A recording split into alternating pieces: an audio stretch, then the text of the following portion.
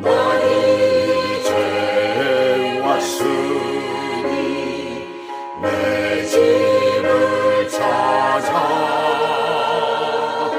주여 나를 받으사 맞아 주소서. 나 떠날 곳이 무언가 우리 주 예수 날 위해 돌아가시니 믿고 옵니다. 나 이제 왔으니 내 집을 찾아 주여 나를 받으사 맞아 주소서.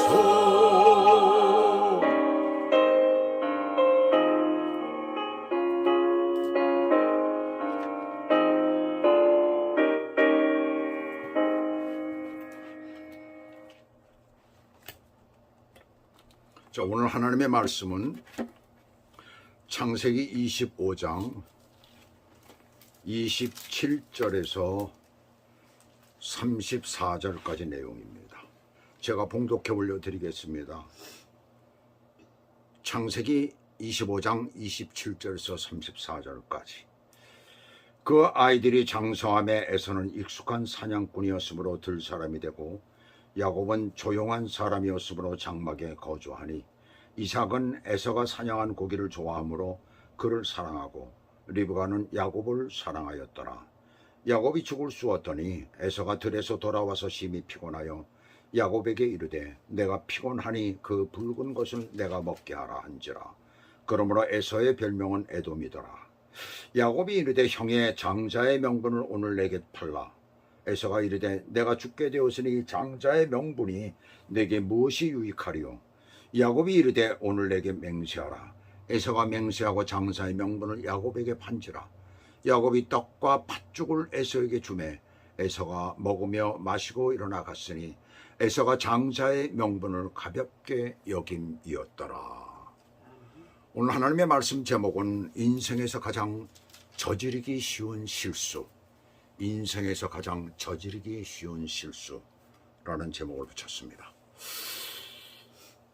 영국 해군 병사 하나가 세계 2차 대전 중에 있었던 가장 무서웠던 전투를 얘기를 하는데, 그것은 자기가 탄 배와 같은 영국군 배 사이에서 벌어진 전투였다고 그렇게 말을 합니다. 그 두 배는 밤에 만났기 때문에 서로를 적군으로 잘못 보았던 거예요. 수십 명의 병사가 부상을 입고 두 배는 모두 불에 타서 크게 파손이 되었어요. 날이 밝자 그들은 양쪽 배에 개양되어 있는 영국기를 보고 깜짝 놀랐죠. 그러면서 비탄에 빠져들고 말았습니다. 그들은 서로 인사를 나누고 자기네들이 저지른 실수에 그것 때문에 슬피 울었다고 해요. 전투가 더 진행됐으면 모두가 다 죽는 그런 참사를 당할 뻔했었던 것이죠. 같은 편끼리 싸운다는 얘기입니다. 바로 자기 앞에 다 같은 편을 두고 잘못 알아서 저지르는 이 실수가 얼마나 많은지 모릅니다. 우리가 살아가는 이 세상 가운데 그러한 일들이 참 많이 일어나고 있어요. 요즘에 이제 유튜브가 대세를 이루고 있다 보니까 심지어 큰 문제가 아닌 것을 가지고도 교회가 교회를, 목사가 목사를 공격하는 일들이 자주 있습니다. 그래서 어떤 분들은 나와가지고 다른 사람들이 가르치는 것은 다 잘못되고 자기가 가르치는 것만 옳다라고 하는 그런 사람들이, 그도 유명한 그런 분들 가운데서 그런 분들이 있더라고. 보니까 참 기가 막힌 일들이 지금 벌어지고 있어요. 왜 그럴까요? 때는 밤이기 때문에 잘 못 알아보는 거예요. 밤이기 때문에 어두워서 못 알아보는 겁니다. 그런데 만일 하늘나라의 빛 가운데 그들이 서로 마주보게 된다면 그들의 놀라움은 과연 어떨까요? 하늘나라에 가서 하늘나라의 그 빛 가운데 그들이 서로 마주 보게 된다면 그 놀라움이 어떨까요? 우리가 오늘은 이제 인생의 길에서 저지르기 쉬운 그런 실수를 가지고 한번 알아보도록 하겠습니다. 자, 어떤 실수일까요? 편애입니다. 어느 한 사람이나 한쪽 말을 치우치어 사랑하는 것을 편애라고 하죠. 그래서 오늘 27절 28절을 보시면 이삭의 아내 리브가가 낳은 쌍둥이 아들들이 장성하여 먼저 나온 형 에서는 사냥꾼이 되어서 들에서 주로 지내는 사람이 되었고 동생 야곱은 조용한 사람으로 주로 장막에 거주하였다는 거예요. 그런데 부부가 좋아하는 아들이 서로 다른 거예요. 아버지 이삭은 에서가 사냥한 고기를 좋아하므로 그를 사랑했다고 합니다. 사냥한 고기를 좋아해서 사랑했다? 좀 이상하지 않아요? 아무리 그래도 그렇지 말이죠. 사냥하는 고기를 좋아해서 그 에서를 사랑했다는 건 좀 말이 안 됩니다. 목축을 한 그들에게 고기는 얼마든지 먹을 수 있는데 물론 사냥을 한 고기니까 좀 별미가 됐을지 모르겠죠. 그럼 별미가 돼봐야 얼마나 별미가 되지. 같은 고기죠. 모르죠. 그 느낌이 달라는지 전 잘 모르겠습니다만 여하튼 그게 고기는 고기잖아요. 자, 그것은 뭘 얘기를 하고 있을까요? 그것은 에서의 활달한 성격과 남자다운 면모 그리고 장자에게 향하는 그런 특별한 관심인 거예요. 둘이 태어날 때 불과 몇 분 차이 아니에요. 야곱이 에서의 발꿈치를 붙잡고 나왔다고 성경은 기록하고 있어요. 그리고 이 말의 의미는 둘째인 야곱과 비교해서 사랑했다는 거예요. 아이들을 키우는 과정에서 비교하지 말라라고 자주 얘기들을 하죠. 왜요? 형제 간의 관계와 성격 형성에 큰 영향을 미치기 때문에 그래요. 반면에 어머니 리브가는 야곱을 사랑한 거예요. 다른 내용이 없는 것으로 봐서 늘 집보다 밖으로 돌아다니는 거칠기까지 한 에서보다는 늘 조용하게 집에 남아서 집일을 돕고 늘 어머니와 함께 대화를 나누는 그 야곱과 가깝게 된 거예요. 어쩌면 이것은 아버지와 어머니의 입장에서는 당연한 결과라고 생각을 합니다. 그러나 그것을 받는 자식의 입장과 그리고 그 결과는 다른 거예요. 미처 의식하지 못하는 편애가 되는 거예요. 그래서 실수다 저는 이렇게 붙였습니다. 이것은 비단 가정뿐이 아니라 사람들이 모이는 모임이나 어떤 사회나 어디에서나 나타날 수 있는 거예요. 특히 사랑이 요구되는 교회에서는 심각한 문제로 발전될 수가 있다는 것을 기억해야 됩니다. 그것이 어떻게 발전되는가를 한번 보죠. 여기 29절에 보시면 야곱이 죽을 쑤었더니 에서가 들에서 돌아와서 심히 피곤하여 야곱에게 이르되 내가 피곤하니 그 붉은 것을 내가 먹게 하라 한지라 그러므로 에서의 별명은 에돔이더라 그랬어요. 편애는 오만과 욕망을 부추깁니다. 여기서 죽이라는 말은 나지드라는 말인데 본래 들끓다 흘러넘치다라는 그런 뜻이에요. 끓인 음식을 말하는 것입니다. 근데 이 끓인 음식을 킹 제임스 버전에서는 킹 제임스 성경에서는 죽으로 번역을 먼저 한 거예요. 그래서 다른 성경들도 죽으로 이렇게 번역이 되고 있습니다. NIV는 스튜라고 해서 스튜라는 거 잘 알죠. 미국 음식 가운데 뭐 그것도 죽이라고 할 수도 있고 어떻게 우리로 생각하면 국이라고 할 수도 있고 그 당시 중군동 사람들의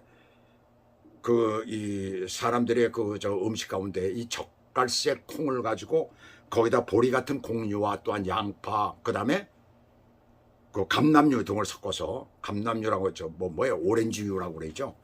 감람류를 섞어 가지고 별미로 먹었었습니다. 뉴욕 맨하탄에 가면은 그 수프집이 있는데 제가 그 수술을 받고 큰 수술을 받고선 병원에서 이제 자주 그 체크업을 하러 오라고 그러죠. 그 체크업을 진료를 받으러 이제 가면은 자주 갔었어요. 그래서 처음에는 며칠에 한 번 오라고, 그 다음에 보름에 한 번, 그 다음에 한 달에 한 번, 그 좀 시간이 되나 보니까 3개월에 한 번, 6개월에 한 번, 그 다음에 1년에 한 번 이렇게 돼버린 거죠. 근데 자주 갈 때 제가 새벽같이 가거든요. 그럼 보통 6시 반이나 늦어도 7시까지는 도착을 해야 돼요. 그래서 진료를 받고 나서 나오면 딱 아침 식사할 때입니다. 그러면 죽집이 벌써 딱 열어놓고 이미 새벽같이 나온 사람들은 그 죽을 한 그릇씩 먹어요. 수프집이죠, 한마디로.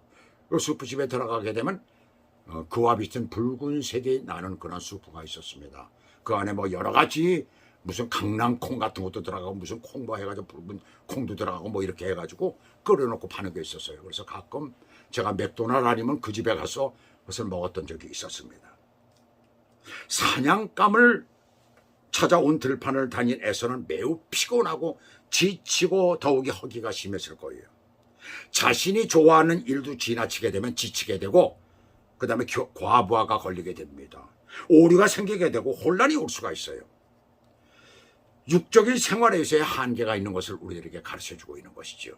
너무 지나치면 안 된다는 거예요. 아무리 자기가 좋아하는 일이라 하더라도. 여기서 죽이 붉은색이기 때문에 그 붉은 것을 나로 먹게 하라라고 한 것 때문에 에서의 별명이 에돔, 붉은 사람이라는 그런 뜻이 돼버린 거예요. 그런데 실상은 그의 어처구니 없는 실수 때문에 또 오만 때문에 조롱하는 의미에서 붙여지는 거예요. 사람이요, 어떤 일에 대해서 남보다 잘하고 또 어떤 일에서 자기가 어떤 위치가 좀 확고하게 되고 그렇게 되면 우리에게 가장 먼저 오는 것이 오만입니다. 교만이라는 얘기예요. 알고 보면 에서로서는 지역적인 별명이죠.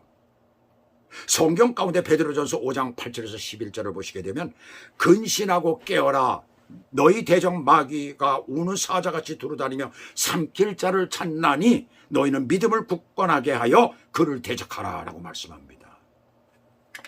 오늘날 구원받았다고 하면서 안일하게 살아가고 있는 그리스도인들이 있습니다. 바로 그들에게 대한 경고예요. 경고. 구원받았다고 네가 다 된 것이 아니라는 것을 얘기를 하고 있습니다. 생활 가운데 반드시 마귀가 틈탄다는 것을 말하고 있죠. 우리는 누구나 이게 예외 없이 육신을 가지고 있기에 육적인 생활을 합니다. 그 생활이 영적인 것, 곧 하나님과 아무 상관없이 살게 되면 곧 마귀가 틈을 타게 되어 있는 거예요. 에서도 약속의 상속자에게서 태어난 아들이에요. 그런데 왜 그가 배제되었을까? 물론 사람들은 쉽게 얘기를 합니다. 그가 잉태되었을 때 하나님께서 나중에 날짜 야곱을 택하신다고 말씀하셨기 때문이라고 얘기를 할 거예요. 그것은 하나님의 주권적 의지가 있기 때문에 그렇다라고 얘기를 할 것입니다. 그래서 그것을 예정된 거라고 하고 예정론을 말하는 사람들이 많죠. 또 하나님께서는 그가 어떻게 살 것인지를 알고 계시기 때문이라고들 이렇게 얘기합니다. 예지론을 얘기를 합니다. 무언가 딱 들어맞지가 않아요. 우리가 들을 때. 어떻게 그럴 수가 있는가? 그럼 뭐하러 예수를 믿느냐? 이제 이런 얘기가 나오게 됩니다. 나는 거기에 지가 예정되는지 안 되는지 어떻게 알아요? 모르잖아요. 근데 나는 예정된 자라 이거야. 뭐 믿지 않은 지옥에 갈 사람이다 이거죠. 이런 식으로만 얘기할 수가 있는 거예요. 그래서 딱 들어맞지가 않습니다. 뭔가 문제가 있다는 얘기입니다. 그렇다면 우리가 한 군데만 볼까요? 열왕기하 20장 1절부터 보시면 히스기야 왕이 병이 들어서 죽게 되었을 때 이스라엘 선지자가 히스기야에게 와서 하나님의 말씀이 너는 곧 죽게 되니까 곧 집을 정리하라고 말을 하죠. 그 얘기를 듣고 히스기야 어떤 일을 합니까? 벽을 향하여 자기의 얼굴을 벽을 향하여 통곡을 하면서 울면서 기도하며 하나님 앞에 기도를 하잖아요. 한마디로 내가 여지껏 살아오면서 하나님 내가 똑바로 살았습니다. 나의 살아온 것을 주님은 아시지 않습니까? 나는 그렇게 살아왔습니다. 근데 왜 벌써 데려가십니까? 나라가 그때 당시 위기 가운데 있었잖아요. 아수르가 침략을 하고 막 그냥 이런 판인데 어수선하고 그런데 할 일이 많다는 얘기죠. 한마디로. 어쩌면 지가 더 살고 싶어서 그랬는지도 모르죠. 통곡을 하면서 울었어요. 또. 그러면서 기도를 했습니다. 그때 하나님께서는 5절과 6절을 보시게 되면 내 기도를 들었고 내 눈물을 보았다고 하시면서 수명을 15년을 더 연장시킵니다. 그러면서 뭐라고 말씀하세요? 아수르 왕의 손에서 너를 건지겠다 그랬어요.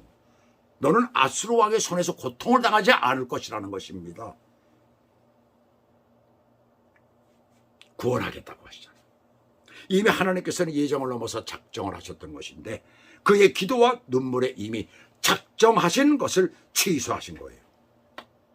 그렇다면 에서도 야곱이 31절에 장자의 명분을 내게 팔라라고 했을 때에 어떻게 했어야 될까요? 거절했어야 하는 겁니다. 거절했어야 되는 거예요. 자, 여기에서 우리는 한 가지 의문이 생깁니다. 왜 야곱이 그렇게 장자권을 갖기를 원했을까요?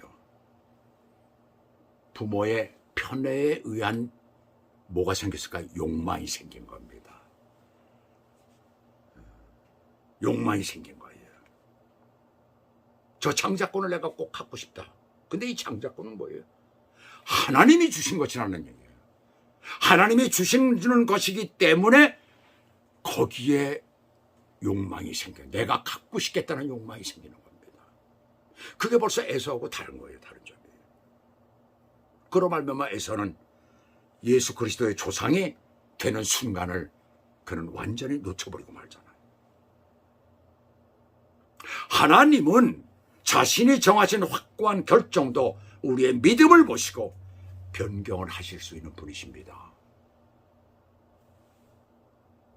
바로 이 말은 뭐냐? 내게 속해진 어떤 것들, 내게 속해진 어떤 일들에 대해서 내가 확고한 것을 가지라는 거예요. 하나님은 그렇게 융통성이 있으신 분이십니다. 하나님 자신이 이미 결정하신 것도 바꾸실 수 있는 분이십니다. 이미 모든 것을 태중에 있을 때부터 하나님께서는 이미 말씀을 하신 것 아니에요. 얼마나 바꾸실 수 있는 분입니다. 그런데 실제로 생활하면서 보니까 정말 하나님이 말씀하신 대로 그대로 되어져 가는 것을 우리가 보고 있잖아요. 왜요? 본인에 의해서 그렇게 되는 겁니다. 심판받아 마땅한 현재의 상황을 한번 보세요. 그럼에도 불구하고 하나님께서 보류하고 계시잖아요.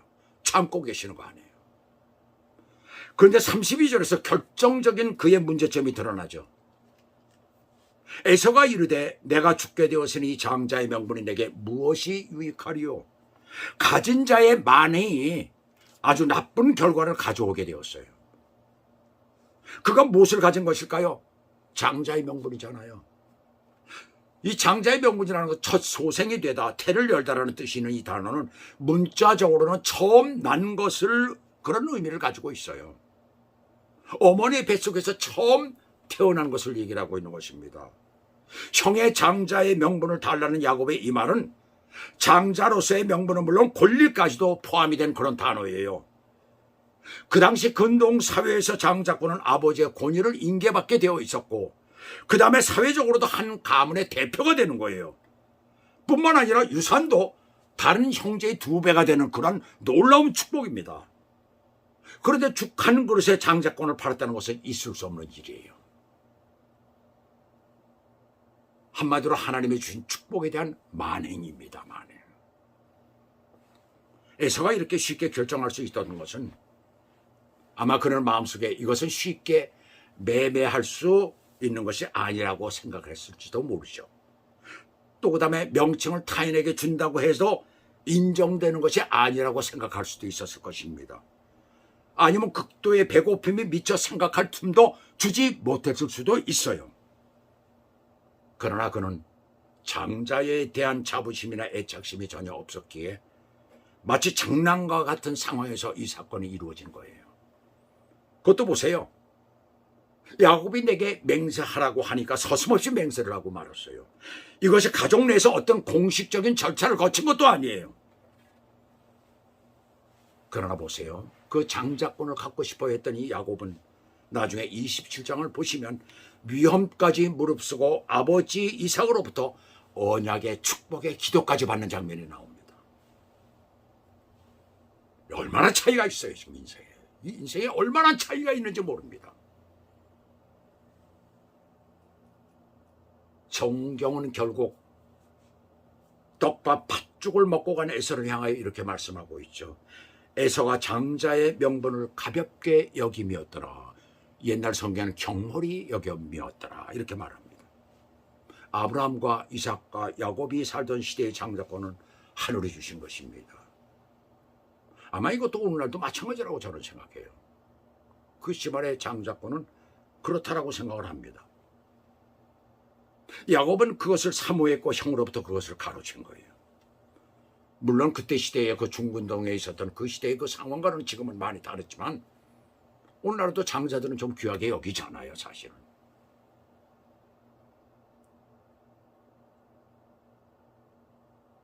근데 야곱은 그것을 사모했죠. 하늘에서 주신 것. 더군다나 하나님이 세우신 후계자 아닙니까? 그것을 통해서 하나님께서 나라를 세우시겠다고 이렇게 했잖아요. 물론 그렇지 않은 형제도 그렇게 번창하게 하시겠다고 약속을 하신 거예요. 그러나 그것보다도 그는 하나님이 세우신 것을 더 사랑했다는 얘기입니다. 어리석음과 실수는 이런 결과가 오는 거예요. 자기가 가지고 있는, 자기가 있는 상태, 자기가 어떤 것을 있는 것에 대해서 그것을 지키고자 하는 마음. 그것이 나로부터 시작되는 것이 아니라 하나님으로부터 시작된다라는 것을 내가 마음속에 깊이 느낀다면 소홀히 여길 수가 없는 것입니다. 어떤 것이든지 그래요, 우리가 살아가는 세상 가운데서. 그래서 성공하는 사람들의 그 첫 번째를 보게 되면은 어떤 부분인지 그것이 나의 가는 길이다라고 했을 때 그것에 대해서 그걸 지키고 살아갑니다. 아무리 하찮은 것이라도 그렇게 합니다. 그럴 때 거기에서 길이 열리게 되는 거예요. 하늘은 스스로 돕는 자를 돕는다라는 말이 있잖아요. 그 말이 참 맞는 말입니다. 자기가 자기 스스로를 돕는다는 얘기예요. 자기 스스로 자기를 돕게 될 때에 길이 열리게 되어 있습니다. 그것은 무슨 얘기냐면 하늘이 내게 주신 것을 나 스스로가 그것을 지키며 도울 때에 길이 열리게 되어 있는 거예요. 다른 것들이, 좋은 것들이 생기게 되어 있습니다. 내가 거기서 성실히 하고 최선을 다할 때 열리게 된다는 것을 오늘 여기서 우리에게 말씀하고 있는 것입니다. 하나님의 말씀에 어떤 사람에게 임했을 때에 전혀 예수를 모르던 사람입니다. 세상 가운데 방황하던 사람입니다. 그 말씀을 우리는 귀중하게 여겼고 그것을 온전히 받아들였기 때문에 그리스도 안에서 하나님의 백성으로 지금 살아가고 있습니다. 근데 그것을 들을 때 소홀히 여기고 아무렇지도 않고 별것 아니야 경멸히 여기기 때문에 그들은 다른 길로 가는 것입니다. 완전히 끝난 인생이 되는 거예요. 바로 그것과 똑같아요. 우리의 생활도, 실생활도 그렇다는 것입니다. 그래서 우리는 순간순간마다 내가 정말 하나님 앞에 바로 세워져 있는가라고 우리가 깊이 생각을 해야 되는 거예요. 매 순간마다 내가 어떤 일을 하고 어떤 일 때문에 내가 살아갈 때에 그때마다 내가 정말 하나님 앞에 바로 서고 살아가고 있는가 라고 생각하는 거예요. 우리가 예수 처음 믿을 때 그랬잖아요.